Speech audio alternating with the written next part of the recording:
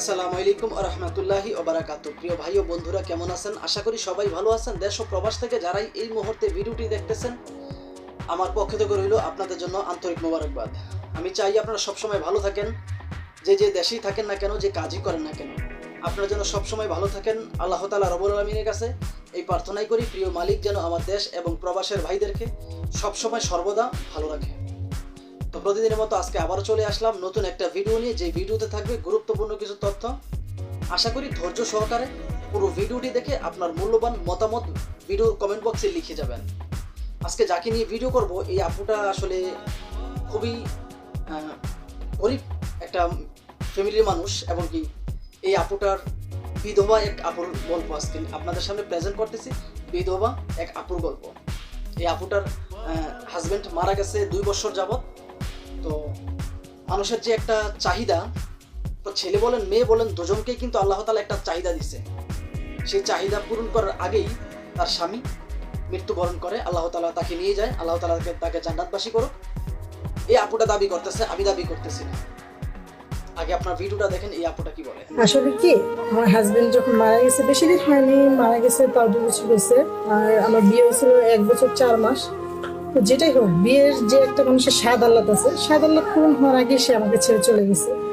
আল্লাহর কাছে দোয়া করি সে যেন ভেস্তে না চিপায়। আর আমি কি বলবো বুঝতে পারছি না, মনের যে আবেগটা, এই আবেগটা এখন আর কি অনেক কষ্টের হয়ে রাখতেছি। কারণ ওনার কথা যখন আমার মনে পড়ে তখন অনেক কষ্ট হয়। আর আমি চাই এমন একটা মানুষ, যে মানুষটা আমার কষ্টগুলো বুঝবে, আমাকে বুঝবে। বয়সটা তো যেমনই হোক, আমার কোনো আপত্তি নেই। সে দেখতে কালো, সে দেখতে অসুন্দর, কিন্তু তার মনটা ভালো না।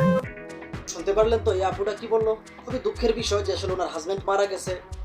এখন এই আপুটা নতুন করে আবার বিয়ে করতে চাচ্ছেন বা তার জীবন সুন্দর করতে চাচ্ছেন।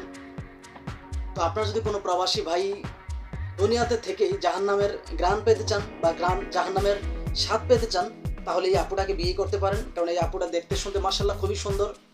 কেউ কখনোই বুঝতে পারবে না যে আসলে এই আপুটা যে মিথ্যা কথা বলতেছে, কেউ বুঝতে পারবে না। আপনারা চাইলে এই আপুটাকে বিয়ে করতে পারেন, জাহান্নামে গ্রাণ যদি পৃথিবী থেকে পেতে চান। কেন বললাম কথাটা? এই আপুগুলো সবসময় এই কথাগুলো বলে যে আসলে আমার হাজব্যান্ড মারা গেছে, আমি ডিভোর্সি মেয়ে, আমার মা মারা গেছে, আমার বাবা মারা গেছে, বাবা মা ডিভোর্স হয়ে গেছে। মানে এই কথাগুলো কিন্তু প্রত্যেকটা ভিডিওতে কোনো না কোনো আপু বলে। ওদের গল্প কিন্তু দিন শেষে একটাই। ভিডিওগুলো আপনি 2 মিনিটের বলেন, 5 মিনিটের বলেন, 10 মিনিট, 8 মিনিটের বলেন, দিন শেষে কিন্তু ওদের গল্প কিন্তু একটাই, যে আমি ভালো মনের একজন মানুষ চাই। আপনাদের কাছে একটা অনুরোধ থাকবে প্রিয় ভাইরা, কোনো মেয়ের চেহারা সুন্দর দেখে আবেগের বশবর্তী হয়ে বিয়ে নামের জিনিসটার সাথে জড়াবেন না। কেননা এই সমস্ত মেয়েগুলো আর যাই হোক, কারো কোনো ভাইয়ের যোগ্য স্ত্রী হওয়ার যোগ্য না। কোনো ভাইয়ের যোগ্য স্ত্রী হওয়ার যোগ্য না ওরা। কেননা ওরা সবসময় চিন্তা করে যে আসলে এই ভিডিও, ওরা যদি ভালো হতো, এক্সাম্পল আমি আপনাদেরকে বলি, ওরা যদি ভালো হতো তাহলে কখনোই ভিডিওর মধ্যে এই সমস্ত ভিডিওতে এসে নিজের হাজব্যান্ডের মারা গেছে, আবার নতুন করে বিয়ে করতে চায়, তার সাদাল্লাদ পূরণ হয় নাই, এই কথাগুলো কখনো বলবে না। সাবধান, এই কথাগুলো কখনো বলবে না। কেননা ভালো মেয়ে কখনো অনলাইনে ভিডিও করবে না। আর যে সমস্ত মেয়েগুলো নর্তকী 12 ভাতারি, এই মেয়েগুলোই এই কাজগুলো করে। আমার তো মনে হয় এই আপুগুলো অতীতে ইমো ফ্রিল্যান্সিং এ জব করতো, অডিও কল 500, ভিডিও কল 1000, এই সমস্ত কাজগুলো করতো। আর যেই ইউটিউবার ওদের ভিডিওগুলো করে, আজ পর্যন্ত কেউ বলতে পারবেন যে আসলে এই ইউটিউবারদেরকে আপনারা কেউ দেখতে পারছেন বা দেখছেন? কখনোই দেখেন না। কেননা ওই দালালগুলো আপনার ক্যামেরার পিছনে থাকে, ওরা কখনো ক্যামেরার সামনে আসে না, ক্যামেরার সামনে আসতে চায় না। আর ওরা যে মিথ্যাবাদী ধোঁকাবাজ, ওদের ভিডিওর কমেন্ট বক্সগুলো আছে না, ভিডিওর কমেন্ট বক্সগুলো আপনি দেখবেন, দেখার পরেই বুঝতে পারবেন যে আসলে ওরা কত বড় চিটিংবাজ। ওদেরকে মানুষ কিভাবে সাবান ছাড়াতে হয়। আর আমার ভিডিওর কমেন্ট বক্সটা আপনি দেখবেন যে আসলে আমার ভিডিওতে মানুষ কিরকম কমেন্ট করে, তাহলেই বুঝতে পারবেন যে আসলে ওরা কতগুলো চিটিংবাজ। আমি প্রত্যেকটা ভিডিওতে প্রবাসীদেরকে উদ্দেশ্য করে ভিডিওগুলো বানাই, যদিও ওই চিটিংবাজ মেয়েগুলো আপনার প্রবাসীদেরকে উদ্দেশ্য করে ভিডিওগুলো বানায়। শুধু তাদের মাঝে আর আমার মাঝে পার্থক্য হচ্ছে, আমি আপনাদেরকে সতর্ক করার জন্য ভিডিওগুলো বানাই, আর ওরা আপনাদেরকে দেউলিয়া করার জন্য ভিডিওগুলো বানায়।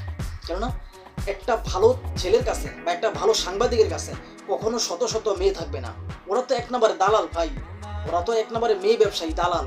দালাল যদি না হতো ওরা এত মেয়ে পায় কোথায়? বিয়ে করতে গেলে একটা ভালো মেয়ে পাওয়া যায় না, অথচ অনলাইনের মধ্যে মেয়ের অভাব নাই। শুধুমাত্র আপনার বিয়ে করতে চায় 50 বছর হোক, 60 বছর হোক, 70 বছর হোক, একটা হাজব্যান্ড হলেই হয়। মূলত ওদের কাজই হচ্ছে যে আসলে এই প্রতিবেদন নামে ডিজিটাল ভিক্ষা করা, 1 2 নম্বরে এই যে বলে যে আসলে 50 বছর হোক, 60 বছর হোক, এই কথাগুলো কিন্তু আসলে প্রবাসীদেরকে উদ্দেশ্য করে বলে। ভাই আপনারা বুঝেন না কেন? প্রবাসীদেরকে উদ্দেশ্য করে বলে। আপনি দেখবেন বিভিন্ন যখন মধ্যপ্রাচ্যের যে দেশগুলো, যে আরব দেশগুলো, এই আরব দেশে কিন্তু আমাদের প্রবাসী ভাই সবচেয়ে বেশি, বিশেষ করে সৌদি আরবে আমাদের প্রবাসী ভাইরা সবচেয়ে বেশি থাকে। ওই দেশে নিম্নপক্ষে সৌদি আরবে 22 বছরের নিচে সৌদি আরবে যাওয়া যায় না। তো আপনি যদি 22 বছর আপনার দেশে থেকে 22 বছর হয়, আপনি বিদেশে যদি আপনার আরও 5 বছর হয় বা 10 বছর হয়, তাহলে 10 বছর আর হলো 22 বছর, 32 বছর। তো ওই 32 বছর যে মেয়েগুলো 32 বছরের একটা ছেলেকে বিয়ে করতে চায় না। তারা চায় যে আসলে আমার মতো একটা মেচুয়ার ছেলেকে বিয়ে করতে চায়। আর এই আপুগুলো যে বলে যে আসলে বুড়া হোক আর জোয়ান হোক, চিকন হোক কালো হোক, মোটা হোক আর চিকন হোক, এরকম কথাগুলো বলে যে যেরকমই হোক আমার একজন হাজবেন্ডের প্রয়োজন।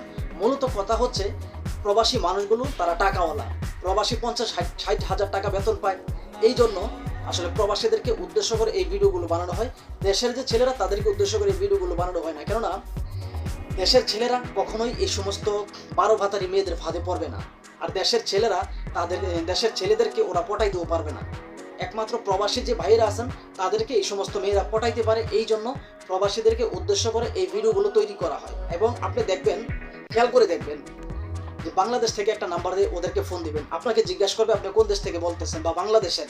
যখন দেখবে যে বাংলাদেশের নাম্বার, আপনার সাথে কথা বলবে না। আপনি যখন আবার সৌদি আরব থেকে বা অন্য দেশ থেকে ফোন দিবেন, বাংলাদেশের বাইরে থেকে ফোন দিবেন, তখন আপনার নাম্বারটা দেখবে, দেখার পরে আপনার সাথে কথা বলবে, আপনাকে জিজ্ঞেস করবে যে আপনি কোন দেশ থেকে বলতেছেন। যখন বলবেন যে আসলে আমি তো বাংলাদেশের বাইরে থাকি, তখনই আপনার সাথে কথা বলবে, 100% গ্যারান্টি, তখনই আপনার সাথে কথা বলবে।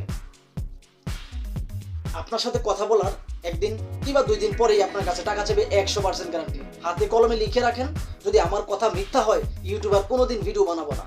যদি আমার কথা মিথ্যা হয়, আপনি হাতে কলমে লিখে রাখেন, 1 দিন কিংবা 2 দিন পরেই আপনাদের কাছে টাকা চাইবে। আমি বাজার করতে পারতেছি না, বাসা ভাড়া দিতে পারতেছি না, আমার মা অসুস্থ, বাবা অসুস্থ, মায়ের অসুস্থর খরচ চালাইতে পারতেছি না, এই সমস্ত প্রবলেম দেখাবে। দেখানোর পরে আপনার কাছে টাকা চাইবে। আর প্রবাসী মানুষগুলো একটু নর্মাল, যে আসলে দেশের কোনো মানুষের কথা শুনলে কলিজায় আঘাত লাগে। এই জন্য তারা কি করে যে আসলে অনেক মানুষ সরলভাবে তাদেরকে টাকা দিয়ে দেয়, এবং সেই দুর্বলতার সুযোগটাই কিন্তু এই সমস্ত 12 ভাতারি মেয়েগুলো নেয়। তো যাই হোক, আপনারা সবসময় এই সমস্ত মেয়েগুলো থেকে দূরে থাকবেন, কারণ আপনারা যতই এই সমস্ত মেয়ে থেকে দূরে থাকবেন, ততই আপনাদের শরীর ভালো থাকবে, মন ভালো থাকবে, কাজে মন আসবে। আপনারা ভালো থাকলে ভালো থাকবে আমাদের দেশ, আপনারা ভালো থাকলে ভালো থাকবে আমাদের বাংলাদেশের রেমিটেন্স অর্থনীতি। কেননা বাংলাদেশের অর্থনীতির সবচেয়ে বড় রেমিটেন্স হচ্ছে আপনার প্রবাসীরা। তো যাই হোক, ভালো থাকবেন, সুস্থ থাকবেন। এই ভিডিওটি কাউকে উদ্দেশ্য করে বানানো হয়নি, শুধুমাত্র সতর্কমূলক ভিডিও। প্লিজ কেউ খারাপ মন্তব্য করবেন না। খোদা হাফেজ।